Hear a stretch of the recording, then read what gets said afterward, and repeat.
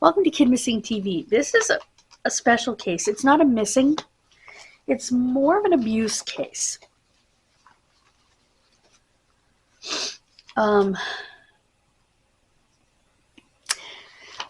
This is my father's special case for his birthday. I try to do one every year for my parents' birthdays. And this will go up April 9th.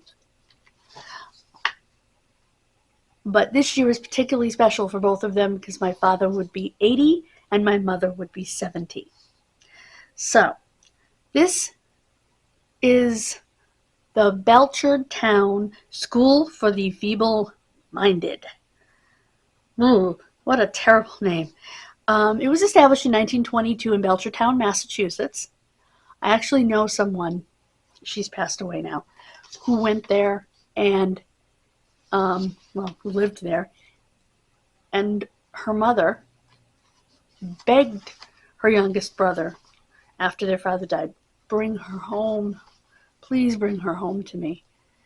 And he did, and he took care of her for the rest of his life.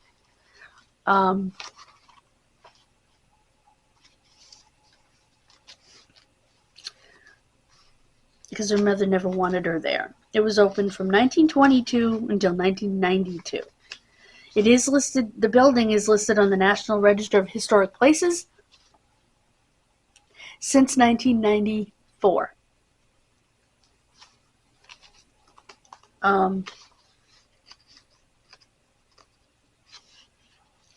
The conditions were appalling. And the first person to bring to light the appalling conditions in these state schools was Geraldo Rivera when he went into Willowbrook, which is the same kind of facility that this is.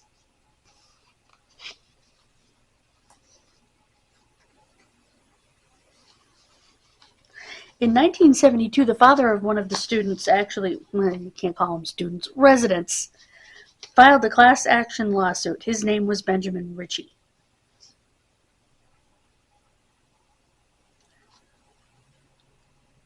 Because they were living in horrific conditions. He wrote a book in 2004 called Crimes Against Humanity, A Historical Perspective. Ritchie wrote of what he had seen when visiting his son at the institution, including naked patients smeared with urine, feces, and food, vomit-encrusted sheets, and maggots wriggling inside or crawling out of the infected ears of several helpless, profoundly retarded persons while they lay in their crib beds.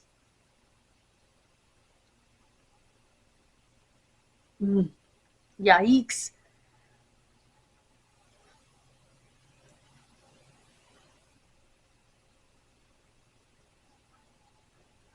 Okay, the judge was so appalled, Judge Joseph Tauro, Tauro, hope I'm pronouncing that correctly, visited the school unannounced after witnessing scenes that corroborated Ritchie's claims, including a little girl drinking from a feces-filled commode. Tauro spearheaded a major overhaul of Massachusetts mental health care facilities. Budget increases, better training for staff, and close governmental supervision all contributed to the improvement of conditions at Belchertown and other institutions.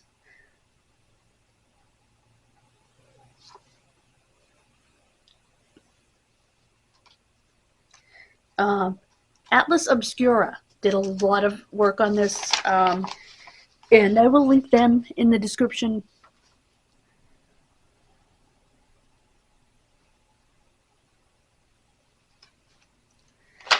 I just remember the woman that I knew. I can't remember her first name. Why can't I remember her first name? Anyway, was just horrified at the idea of going back there. She would talk about it, but she didn't talk in specifics. She didn't talk about things that were done there or the conditions. She wasn't,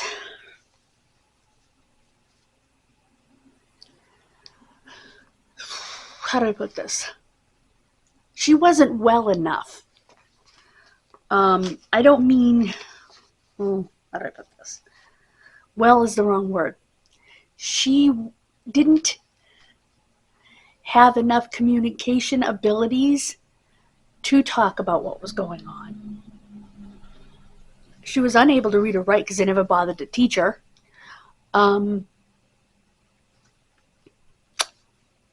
Her speech was somewhat limited. She could talk.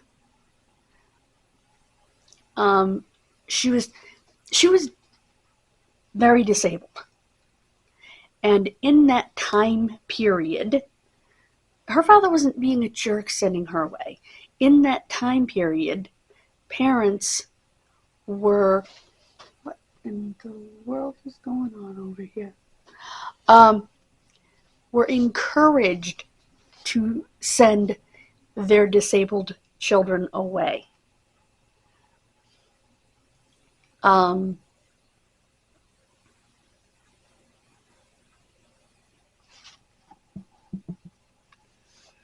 So, it was something doctors encouraged. You can't take care of them. They're going to have too many needs. Institutionalize them. In fact, I was shocked to find out that as late as 1974, when I was born, doctors were still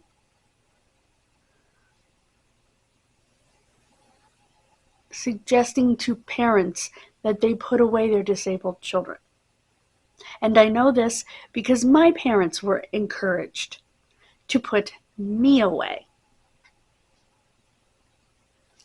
And I think of how many kids were put away because doctors encouraged it who could have grown up like I did. Reading at a very high level, speaking at a very high level. Yes, having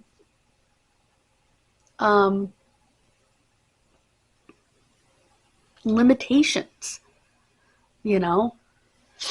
but not near the limitations I would have had had I been put in a facility like that.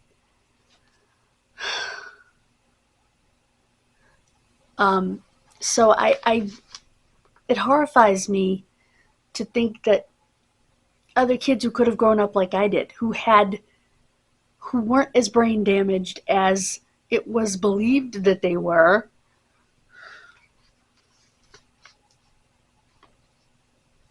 and those who were physically disabled were left in their beds the entire day.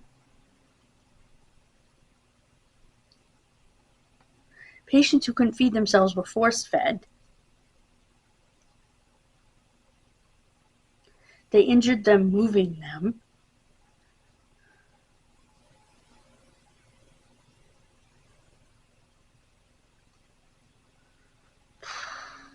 They would be moaning in the hallways. They'd reach into their diaper, and whatever they found, they'd just spread everywhere. And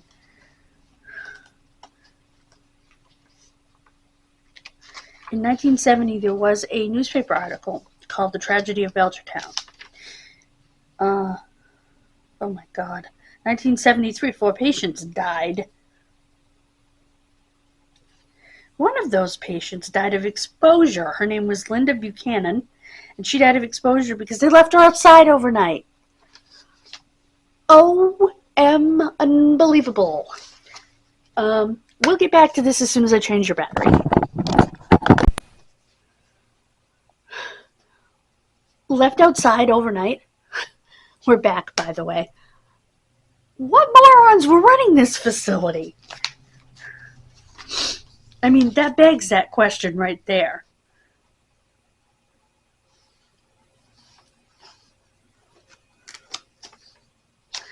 In 1975, 2 residents sued, named Virginia Boyd and Ida Montefesco.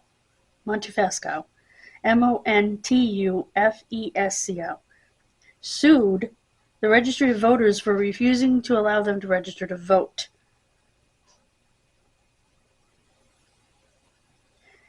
Because they were under guardianship, despite the fact that neither was under guardianship, which would deprive them of their right to vote under Massachusetts state law.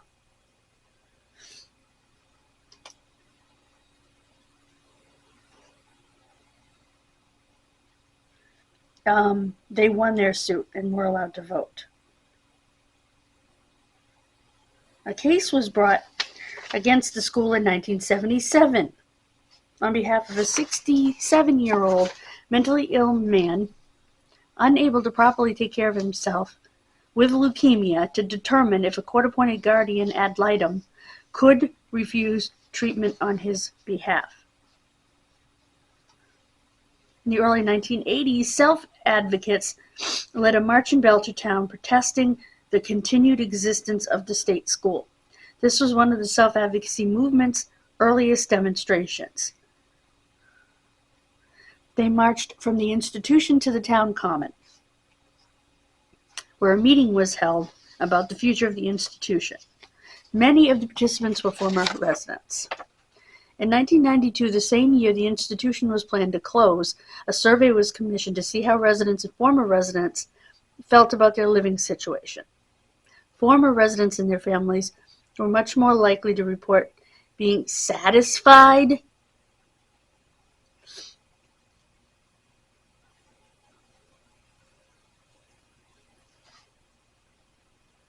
baloney. Like I said, I knew a former resident. She was terrified of the idea of going back.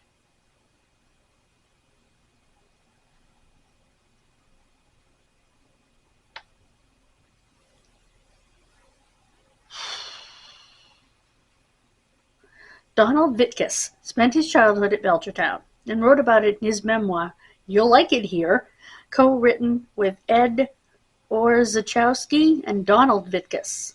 Ed Orzechowski. Donald would spend the rest of his life advocating for disability rights. He also became a support person to other people with disabilities. He attended Holyoke Community College for a degree in human services.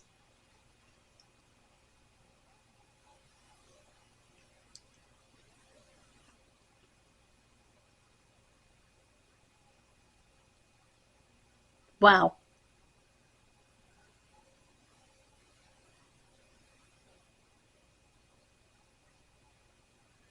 This man wasn't disabled.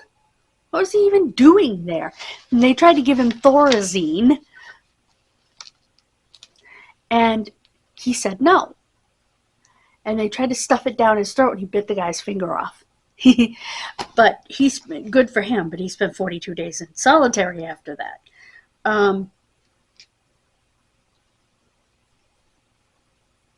Other former residents wrote books as well. Ruth Sienkiewicz Mercer, a disability rights advocate with cerebral palsy, wrote, I Raised My Eyes to Say Yes, with Stephen Kaplan. She had been a resident of the school in the 1960s and 70s.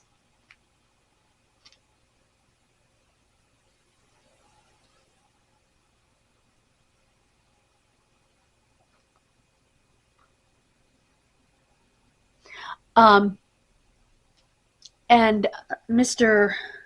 Vitkus wanted to be buried at the Belchertown State School Cemetery. And this is what his grandson said at his funeral.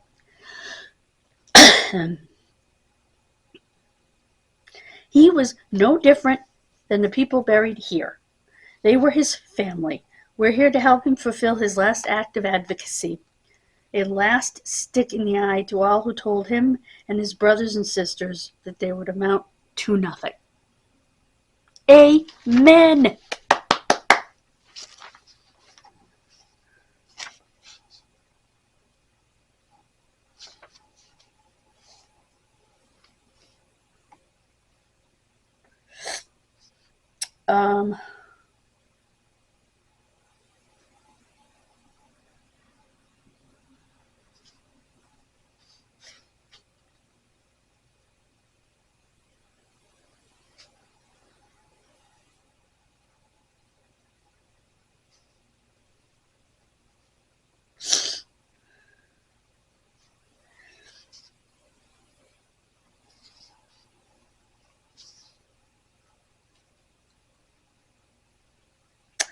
Russell Daniels had spent 13 years of his life at Belchertown. He was finally released. He moved to a transitional program in Springfield in 1971. The next year, he moved into his own apartment. He got a job as a janitor at a local restaurant. On August 22, 1972, a woman was found murdered in his complex. Russell, a 26-year-old black man, was brought in by police for questioning later that day. He signed a confession that he could not read and likely did not understand. He said of the questioning, "The police didn't treat me as a human being, that's for sure. It was pretty scary." Despite the only evidence of guilt being the signed confession, he was found guilty, sentenced to life in prison. However, Ben Ritchie, the plaintiff on the first lawsuit against Belchertown, brought the details of the case to light. In June 1974, Massachusetts Governor Francis Sargent ordered him transferred from the prison back to Belchertown on the basis that the confession had been illegally obtained. In 1975, the conviction was overturned due to the fact the jury was not made aware of his disability, and there was no other evidence against him.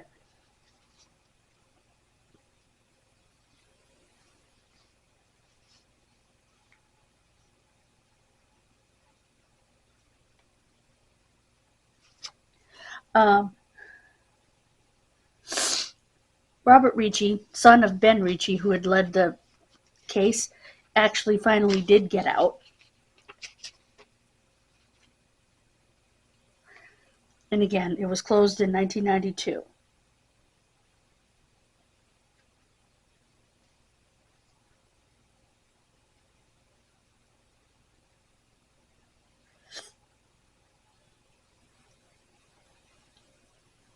If it's on the list of historic places, how can they demolish them?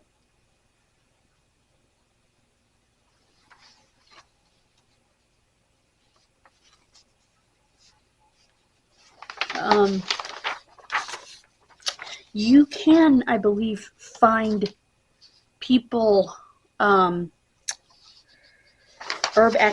explorers, actually going through the old school on YouTube. So check it out. Obviously, there are no pictures for this case. It's just horrendous. Like I said, I wanted to do that for my dad's birthday because A, I always do a special case for my parents' birthdays, and B, I chose that case because of his friend's sister. And I wanted to honor her, what she had been through, her fears that she wasn't well able to express. And just give her a voice. Give all of them a voice.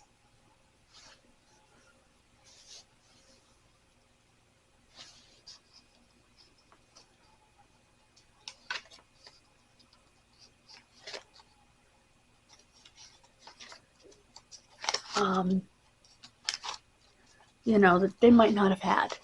And I'm so glad that a lot of them took their voices back, wrote books and did things. So, you will see that in the description. Lord, please help me remember. Just checking my... So, thank you for joining me. God bless you. Have a wonderful rest of your day, and I will see you next time here on Kidmissing TV. Please subscribe. We're trying to get to 500 by Memorial Day. And check out my other channel where we're trying to get to 200 by Memorial Day. Thank you so much. Bye, guys. God bless.